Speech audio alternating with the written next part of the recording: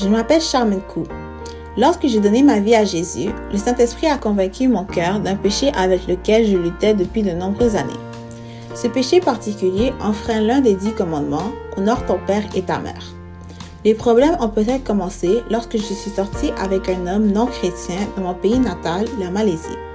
Ma mère n'aimait pas mon petit ami et elle ne s'en cachait pas. Elle l'ignorait parfois lorsqu'il la saluait.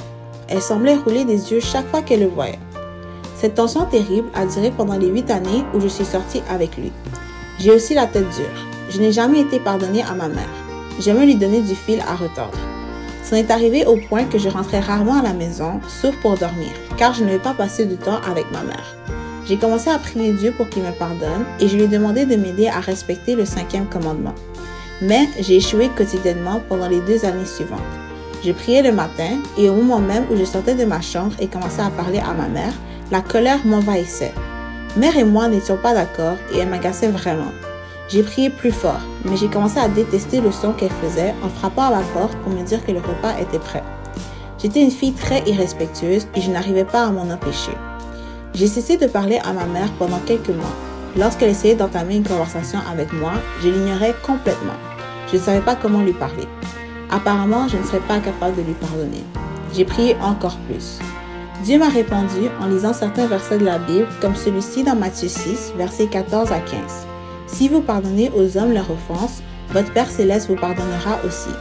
Mais si vous ne pardonnez pas aux hommes leurs offenses, votre Père ne vous pardonnera pas non plus vos offenses.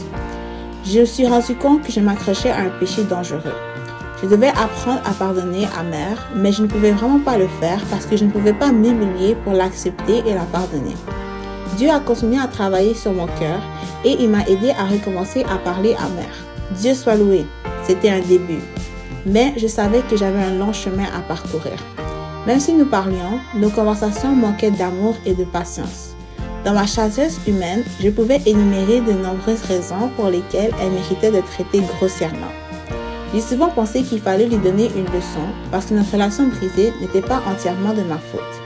J'ai prié pour que l'Esprit Saint me change. Et si ce n'était pas possible, qu'il change mère.